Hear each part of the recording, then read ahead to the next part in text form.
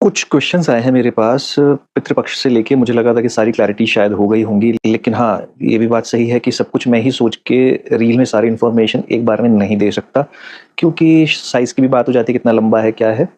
लेकिन it's good, आप लोगों ने मुझे मैसेज डाल के जो क्वेश्चन पूछे हैं, मैं जल्दी से उनको रिप्लाई देने की कोशिश करता हूँ इस रील के अंदर, इस वीडियो के अंदर। जैसे किसी ने पूछा कि घर में किसी बच्चे की भी डेथ अगर हो जाती है, तो क्या वो भी पितृ बन जाते हैं? क्या उनका भी श्राद्ध करना चाहिए? तो इस बात का जवाब यही है कि हाँ, आपके घर में 8 साल तक वैसे कहा जाता है कि अगर बच्चे की मृत्यु हो जाए, तो वो अपने कर्म पूरे करके अपने शरीर को पूरा कर चुका है, उसको वो मोक्ष को प्राप्त होता है। जैसे कुछ 3-4 महीने के बच्चों की भी डेथ हो जाती है, साल भर के बच्चों की भी डेथ हो जाती है, तो उनको दफनाया भी जाता है, उनको जलाया नहीं जाता। तो वो सारी चीज़ें अलग हो जाती हैं, लेकिन उनका भी श्राद्ध और तर्पण किया जाता है। पिता के द्वारा किया जा सकता है, माता के द्वारा भी, अगर पिता नहीं है तो माता के द्वारा भी किया जा सकता है। माता-पिता भी नहीं है, कोई भाई-बहन है अगर, तो उनके द्वारा भी किया जा सकता है। चाचा-ताऊ हैं कोई, उनके द्वारा भी किया जा सकता है। ऐसा नहीं है कि जो आपके बड़े अपना शरीर पूरा करके इस लोक से चले गए हैं, सिर्फ़ वही पितृ होते हैं। आपसे छोटे भी अगर अपना शरीर पूरा करके जाते हैं, तो वो भी पितरों की कैटेगरी में ही आते हैं, वो भी आपके पितृ ही हैं। तो उनको भी आपको तर्पण देना चाहिए। ये भी पूछा था मुझसे कुछ लोगों ने कि भाई जैसे किसी की कोई बहन है, उसकी किसी एक्सीडेंट में डेथ हो गई, या किसी का कोई भाई है, किसी वजह से बीमारी से या किसी भी कारणवश उनकी डेथ हो गई, पेरेंट्स मानते नहीं हैं इन चीज़ों को, तो क्या वो बहन या भाई अपने सिबलिंग का श्राद्ध कर सकते हैं? बिल्कुल कर सकते हैं, और करना चाहिए। ख़ासकर जो अकाल मृत्यु होती है, वो अतृप्त आत्मा कही जाती है, चाहे भले ही वो अपने समय से गई है या जिन्होंने आत्महत्या की होती है, तो उनका तर्पण तो ज़रूर करना चाहिए। साथ में सभी के लिए जो भी तर्पण करते हैं, इसमें एक चीज़ मैं शायद पिछली रील्स में मैंने बताई है या नहीं, गीता के 7वें अध्याय का पाठ करना बहुत अच्छा होता है। एक लोटे में पानी रखिए तांबे के, उसमें गंगा जल डालिए बेसिकली पहले, फिर सादा पानी मिला के इसको आपने पूरा गंगा जल बना लिया। इसके अंदर थोड़ी-सी कुशा डालिए और थोड़े से डालिए काले तिल। इसको सामने रख के गीता के 7वें अध्याय का या तो खुद से पाठ करिए अगर आप पढ़ सकते हैं। नहीं पढ़ सकते तो यूट्यूब पे आजकल मिल जाता है, वहाँ से आप इसको सुन भी सकते हैं। इसको सुनिए, हार्डली 7-8 मिनट से लेके 10 मिनट तक का है वो पाठ। उसको सुनिए और उस जल को कुतुब काल, जो लगभग 12:30 के आसपास होता है, पितरों का टाइम वही कहा जाता है। तो उस टाइम पे आप दक्षिण दिशा की तरफ मुँह करके, जैसे मैंने बताया था अपने अंगूठे, जैसे मैंने बताया ना अंगूठे और उँगली, तो जो उँगली का नीचे का हिस्सा होता है, ये जहाँ से उँगली स्टार्ट होती है, मूल कहा जाता है तर्जनी का इसको। तो वहाँ से ऐसे हाथ करके यहाँ पे कुशा लगा लीजिए आप, और दक्षिण दिशा की तरफ इस जगह से आपको पानी देना होता है तर्पण में। दक्षिण दिशा की तरफ मुँह करके, और दक्षिण दिशा की तरफ ही ये पानी जाना चाहिए। इस यहाँ पे आप कुशा भी रख सकते हैं, तो कुशा से बह-बह के वो चला जाएगा।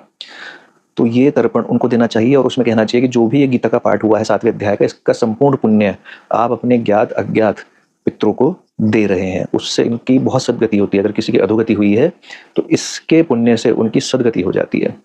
तो ये ज़रूर करना चाहिए। तीसरा, किसी ने मुझसे पूछा कि आपने कहा कि पितृ आते हैं, तो कहाँ आते हैं, कैसे दिखते हैं? कौन-सा चश्मा लगा के उनको हम देख सकते हैं? क्योंकि हर किसी को आजकल ट्रोलिंग करनी होती है, मज़ाक करना होता है, उसका भी मैं जवाब दे देता हूँ। एक स्टोरी डाली है मैंने अभी-अभी, आप उसको देखना।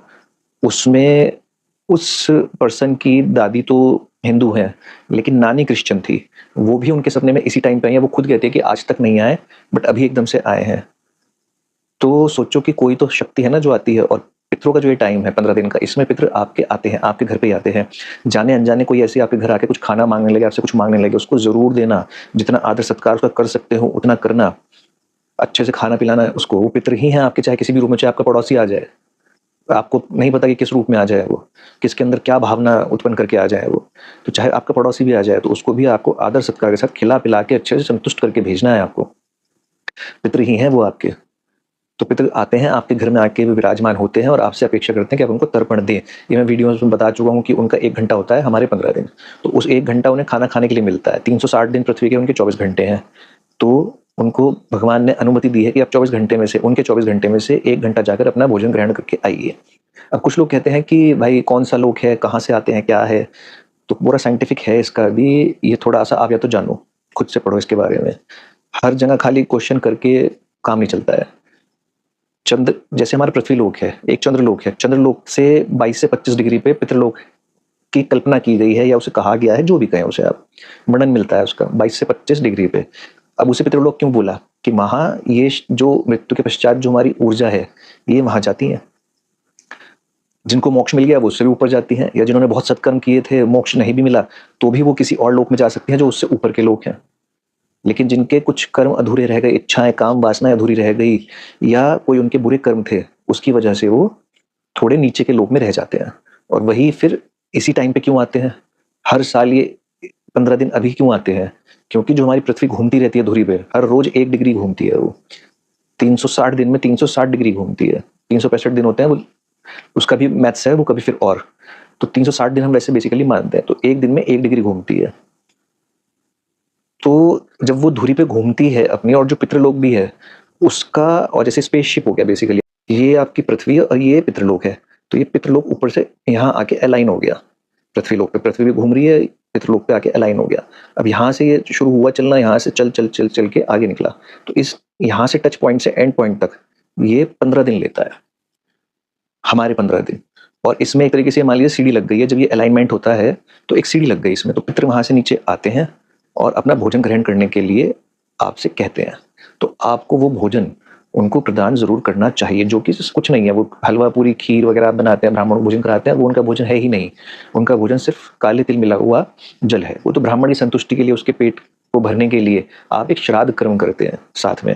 तर्पण तो उसमें भी जल से ही दिया जाता है, तिल मिले हुए, काले तिल मिले हुए।